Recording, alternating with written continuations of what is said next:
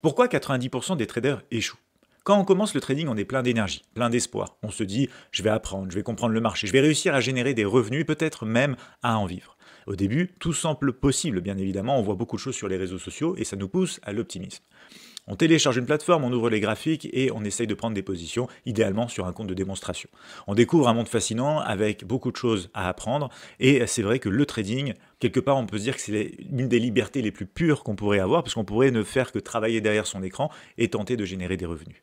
Mais très vite, la réalité arrive et vous frappe. Les pertes peuvent s'enchaîner, confiance s'effriter et ce qui semblait assez simple devient flou. Chaque clic du coup sur le bouton buy ou sell devient une vraie émotion à gérer, la peur, l'espoir, la frustration. Et c'est là que commence le vrai défi du trader particulier.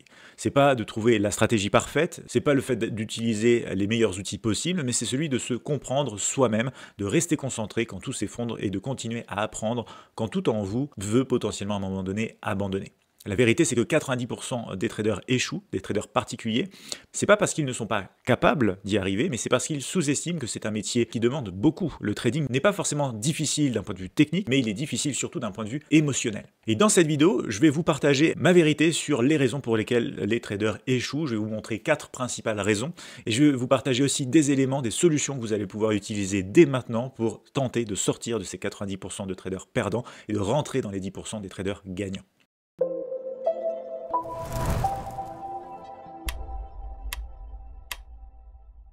Bonjour à tous et bienvenue dans cette vidéo, c'est Jérémy Delsol, trader et investisseur, j'espère que vous allez bien et dans cette vidéo on va parler déjà des 4 principales raisons pour lesquelles je pense que beaucoup, 90% des traders échouent en trading. Déjà et pour commencer, le piège de la liberté, le rêve ici établi autour du trading et qu'on peut voir exacerbé sur les réseaux sociaux. On découvre le trading souvent via les réseaux sociaux, je vous parle de YouTube, Facebook, TikTok, Instagram, etc. Du coup, vous pouvez voir des personnes qui montrent des gains, des écrans, des voyages de luxe, des montres de luxe, des voitures de luxe, etc. Et là, on se dit, moi aussi, c'est ce que je voudrais réussir à l'aide du trading. Et c'est normal. On est tous attirés par ce genre de rêve, la liberté financière, entre guillemets. Mais du coup, ce que peu de gens montrent également, c'est l'autre côté de l'écran, les pertes, le stress et des mois difficiles aussi à gérer. Le trading, c'est pas une porte magique vers la liberté financière, c'est un miroir et il vous confronte à vous-même. Donc si vous êtes impatient, vous allez potentiellement perdre. Si vous voulez y arriver sans apprendre, vous allez sûrement avoir beaucoup de mal. Ce qu'il est important de comprendre, c'est que le trading, c'est une belle opportunité, mais qu'il faut la travailler. C'est l'un des métiers les plus difficiles, mais qui peut potentiellement apporter une certaine liberté, celle dont vous êtes sûrement à la recherche comme tout trader. Donc finalement, ce piège, c'est de se dire, en très peu de temps, je vais être capable de faire avec peu d'argent, beaucoup de gains et de grosses sommes d'argent en tradant jour après jour. Ça, c'est le piège numéro 1. En fin de compte, c'est le fait d'avoir des attentes tellement élevées avec un petit compte de trading que du coup, ça ne devient plus vraiment réaliste. D'accord ? Vous connaissez peut-être le dicton « l'argent appelle l'argent ». En trading, c'est la même chose. Plus vous allez avoir des capitaux importants, plus vous serez à même de générer des gains importants si vous faites bien les choses avec une bonne gestion du risque, avec une bonne discipline et une bonne méthodologie. Piège numéro 2, la recherche de la stratégie parfaite, de la solution entre guillemets magique. Le deuxième piège, c'est celui que 90% des traders ne voient pas venir en fin de compte. C'est la quête d'une solution parfaite. On découvre une stratégie, on la teste 2-3 jours, voire quelques semaines. Il suffit qu'elle performe et on se dit c'est bon, on peut passer sur compte réel. Et alors là, on se heurte à la dure réalité, comme quoi une stratégie ne fait pas que gagner, elle gagne, mais elle perd également. Et c'est réellement la différence entre ses gains et ses pertes sur le long terme qui fera en sorte que soit vous faites toujours partie des traders perdants, des 90% des traders qui échouent, ou des 10% des traders gagnants. Et la bonne nouvelle, c'est qu'il vous suffit d'avoir un taux de réussite à 50%, donc vous pouvez gagner de manière un peu aléatoire, une fois sur deux par exemple, du moment que vos gains sont supérieurs à vos pertes, vous allez pouvoir dégager des gains. Souvent, ce qui arrête les traders, c'est que bien, on ne va pas avoir forcément un gros décalage et du coup, ce ne sera pas forcément extrêmement rentable. Mais ce sera positif. Et souvent, beaucoup de traders du coup n'arrivent pas à s'en tenir à ça pour ensuite progresser et améliorer leur trading. Ils vont vouloir partir à la recherche d'une autre solution, beaucoup plus rapidement, possiblement performante, et venant aussi assouvir un petit peu votre impatience de réussir en trading. Et c'est donc la recherche du setup magique parfait, l'indicateur secret ou voir l'indicateur qui vous indique à la fois les achats et les ventes pile poil au bon moment, ou peut-être même d'ailleurs un robot automatique qui ferait tout pour vous. Mais pendant ce temps, vous n'apprenez pas forcément à trader, à comprendre le mécanisme aussi et la psychologie dont vous allez avoir besoin pour être un trader gagnant. Et le temps passe et la recherche continue encore et encore. Je sais de quoi je parle, je suis passé par là pendant pas mal de temps, j'ai téléchargé beaucoup d'indicateurs à l'époque, tout ce qui était quasiment disponible. Même j'en suis venu à faire planter mon ordinateur faire plusieurs fois parce que vous avez des indicateurs qui sont développés parfois sur Internet et du coup qui sont très très lourds ou qui ne sont pas bien codés et ça va faire en sorte que votre plateforme va bugger, etc., etc. Donc j'ai testé beaucoup de choses. Un des pièges aussi dans cette recherche de la solution magique, c'est notamment tout ce qui est indicateur du coup développé sur le net. Attention, il y a des indicateurs qui se redessinent. Un indicateur technique qui se redessine, ça veut dire quoi? Ça veut dire que dans le passé, vous avez l'impression que les signaux sont exactement au bon endroit, au point haut, au point bas, pour vendre le marché, pour acheter le marché. Par contre, quand vous l'utilisez en live, vous allez voir les signaux apparaître et se redessiner ensuite, une fois que le vrai sommet ou le vrai creux est établi, vous donnant comme si vous aviez eu l'occasion en fait de shorter ou d'acheter le marché au bon moment, alors que en fin de compte, à l'instant T en live, ce n'était pas le cas, vous n'aviez pas l'indication. Donc ça, c'est des indicateurs qui se redessinent. Faites bien attention à ça. C'est un des pièges très importants. Ça m'est arrivé plusieurs fois dans mes débuts. J'ai vite compris ensuite qu'il ne fallait pas continuer sur ce chemin-là. Et cette quête de la solution magique, c'est un cercle vicieux, parce qu'en fin de compte, on va perdre du temps, on va passer d'une stratégie à une autre, d'une méthode à une autre, parce qu'on a vu sur YouTube la dernière vidéo qui parlait de la dernière stratégie, etc., etc. Et finalement, on perd du temps parce qu'on ne va pas travailler une approche, une stratégie qui va du coup vous permettre de faire des travaux dessus, c'est-à-dire du backtesting, du forward testing, pour vous assurer par vous-même que du coup, eh bien, c'est une solution pour vous, c'est une méthodologie qui peut fonctionner pour vous sur le long terme. Et troisième piège, et notamment troisième raison qui explique beaucoup pourquoi on a autant de traders qui perdent également, bah c'est un peu le syndrome du joueur de casino. C'est-à-dire que beaucoup vont prendre le trading comme si c'était du coup un jeu de roulette, comme si c'était ici un accès voilà, directement depuis chez vous au casino. Ils vont miser sans plan, sans gestion de risque, ils vont espérer que cette fois ça passe, qu'ils vont pouvoir flipper un petit compte en 2-3 trades et le transformer en un compte plus important. Mais le marché, lui, ne pardonne pas ce genre d'erreur. Et le fait qu'on le sous-estime notamment parce qu'on va prendre ça pour un jeu de hasard, alors que le trading, c'est des probabilités et des statistiques. C'est un métier qui demande de la discipline. Si on recherche de l'adrénaline, il faut mieux aller du coup au casino pour le coup, sinon vous ferez clairement sûrement partie des 90% des traders perdants. Si par contre vous cherchez la régularité, la discipline et l'étude des statistiques, vous pourrez potentiellement faire partie des 10% des traders gagnants. Quatrième raison aussi, ça va être quelque part le manque de temps, voire de motivation. Tout ça, ça prend du temps à apprendre, clairement.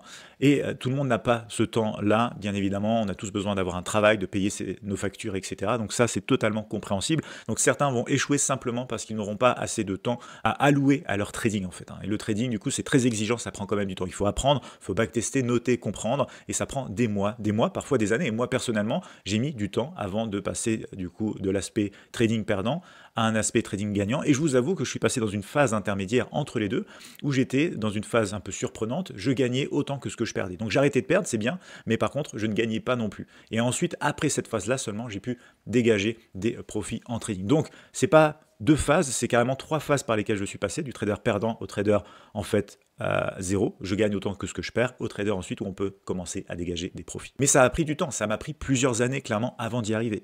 C'est pourquoi, avec Admirals dans la matinale, tous les matins, je vous partage beaucoup de valeur dans les séances de 8h30 à 10h, en plus des séances l'après-midi sur les marchés américains réservés aux clients Admirals de 15h30 à 16h30, où je vais véritablement pouvoir vous coacher live. Et donc par rapport à ce manque de temps, bien beaucoup vont du coup vouloir gagner très rapidement sans investir beaucoup de temps, et ils vont se rendre compte que c'est pas possible, et du coup la motivation va commencer à s'essouffler, ils vont rapidement abandonner. Donc il y a beaucoup aussi de ces traders qui abandonnent en chemin. C'est pas forcément parce qu'ils vont pas pouvoir être capables de trader et d'y arriver, c'est qu'ils vont abandonner parce qu'ils vont aussi avoir des obligations en termes de temps restreints. Alors si c'est votre cas, si vous n'avez pas beaucoup de temps pour trader, faire du day trading par exemple, scalping, je vous invite à réfléchir au swing trading. Le swing trading peut vous permettre de trader, et d'ailleurs c'est comme ça que personnellement j'ai commencé en trading, avec le swing trading sur des unités de temps comme du H4, du journalier ou de l'hebdomadaire, pour du coup analyser, trouver des niveaux et prendre des positions. Et bien tout simplement, pourquoi? Parce que vous pouvez avoir un job à plein temps à côté avant du coup de vous pouvoir un jour peut-être vous mettre à trader plus activement, mais en tout cas si vous avez un job à plein temps, si vous manquez de temps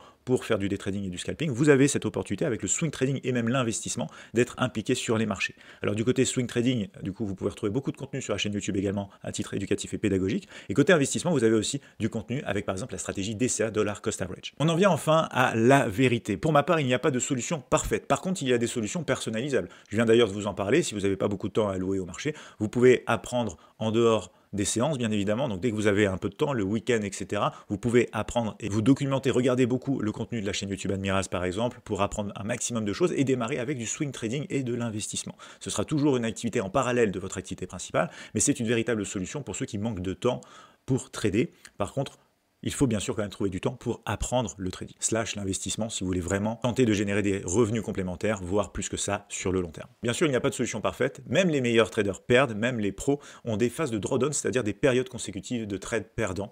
Du coup, ça arrive à tout le monde. Donc ce qui différencie vraiment les traders rentables des traders perdants, c'est leur capacité à tenir à travers ces phases de perte, à rester calme quand tout part en vrille et qu'on a l'impression que la stratégie ne fonctionne plus, à continuer d'appliquer le plan même quand ça fait mal et que c'est difficile. Mais la vraie différence pour y arriver aussi, ça va être de bien comprendre que si vous tradez une stratégie que vous n'avez pas travaillée au préalable, qui n'est pas backtestée, vous n'avez aucune idée de son comportement, des phases de gain, des phases de perte possibles. Donc, pour y allouer un risque et être capable de vivre à travers du coup une séquence de trades perdants, typiquement même une stratégie qui va avoir 70% de trades perdants peut avoir 10 trades perdants consécutifs d'affilée. Donc si vous risquez 1% par trade, ça peut faire moins 10% dans une période précise.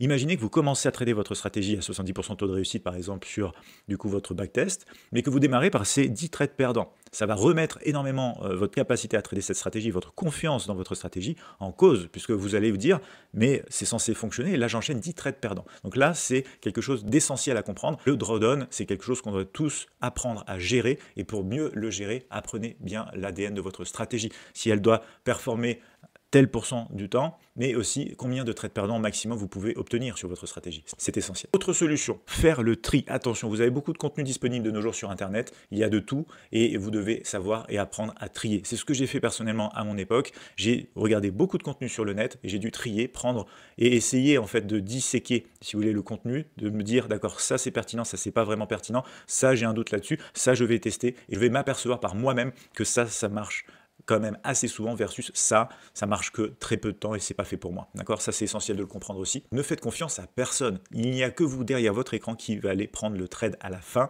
Vous serez le seul, du coup, à prendre votre décision. Donc, vous devez vous faire confiance à vous-même par rapport à ce que vous avez testé vous-même. Ne croyez pas sur parole ce que vous pouvez entendre sur Internet. Réalisez vous-même les travaux. Vous pouvez prendre des informations à droite, à gauche, faire votre petite mixture, mais surtout tester et travailler votre méthode avant de pouvoir l'appliquer. C'est essentiel. Ensuite, il faut faire un choix au niveau d'une stratégie qui va rester idéalement simple et cohérente. Donc travailler avec certains concepts très solides, je vous partage beaucoup de ces concepts-là au quotidien dans la matinale Admirals, en plus des live US, avec donc le concept d'un range, donc de la borne haute, de la borne basse, des fausses cassures qui tournent autour du range, et ensuite bien sûr des concepts de tendance avec des retracements, des breakouts, etc. Tout ce qui est support, résistance, zone de demande, zone de supply, pour moi c'est des parties de stratégie qui peuvent en soi faire la base d'une méthodologie, mais qui peuvent aussi venir compléter une autre stratégie, c'est-à-dire que c'est des éléments qui sont tout terrain, qui vont fonctionner idéalement sur le long terme, sur plusieurs marchés, puisque du coup ça va être un comportement du prix et l'identification aussi, si vous voulez, de la psychologie de masse, c'est-à-dire du comportement même du marché à travers le price action. Donc ça c'est très intéressant et je vous en parle très souvent. Ces choses du coup ont l'habitude de fonctionner sur le long terme depuis des décennies parce qu'elles sont basées sur la psychologie du marché et pas sur la mode du moment. Donc faites des backtests, faites du forward test aussi, c'est-à-dire prenez des résultats de backtest d'une stratégie et vous allez pouvoir l'appliquer tous les jours sur un compte de démonstration par exemple et vous allez pouvoir voir si le comportement reste similaire à ce que vous avez testé dans le passé. Notez tout ce qui se passe, observez le comportement du marché, notez vos erreurs, notez votre évolution, tenez un journal de trading et c'est comme ça que vous allez pouvoir progresser. Mais surtout, arrêtez de faire les choses à moitié. Si vous voulez réussir, il faut s'en donner les moyens. Ne cherchez pas à être parfait, cherchez à être meilleur qu'hier, séance après séance. Comment gagner du temps, de l'expérience si vous manquez de temps ? Faites du backtesting. Le backtesting va vous permettre ici de vivre des séances passées pour gagner un maximum d'expérience et de compétences en trading dans un temps plus réduit. Vous pouvez par exemple utiliser les week-ends pour faire du backtesting et la semaine pour faire du forward testing. Pour conclure, les 90% des traders qui échouent, c'est surtout parce qu'ils sont à la recherche de la facilité et du coup d'une solution très rapide et surtout ils sont en attente également de résultats phénoménaux, de gros résultats très rapides. Chose qui arrive très rarement. Les 10% des traders qui réussissent, c'est parce que eux, ils acceptent la difficulté et ils prennent conscience que le trading, même s'ils font du scalping, du day trading, c'est quand même une activité sur le long terme qui produira potentiellement des résultats sur le long terme. C'est pas un résultat au jour, à la semaine qui fera de vous un trader profitable, gagnant. C'est vraiment sur le long terme, plusieurs mois, plusieurs années. Le trading, c'est pas une quête d'argent, c'est une quête de soi-même. Si on tient bon, on apprend à perdre sans se perdre au passage. Si on tient bon, on va apprendre beaucoup, déjà au niveau émotionnel et sur soi-même. Et si on passe au travers des passages difficiles, on sera peut-être capable de voir l'autre côté, le côté justement positif. Et du coup, ce qu'on recherche tous, bien sûr, une partie de liberté à travers le trading, que ce soit pour un complément de revenus, voire plus sur le long terme. Alors arrêtez de chercher une solution miracle, commencez à construire votre propre méthode et surtout ne lâchez rien. Voilà, j'espère que cette vidéo vous a plu et va vous aider à passer un cap dans votre trading. Et pour vous accompagner, je suis tous les jours live de 8h30 à 10h dans la matinale Admirals et désormais même dans les séances US pour les clients Admirals VIP. Je vous retrouve dans la prochaine vidéo très bientôt.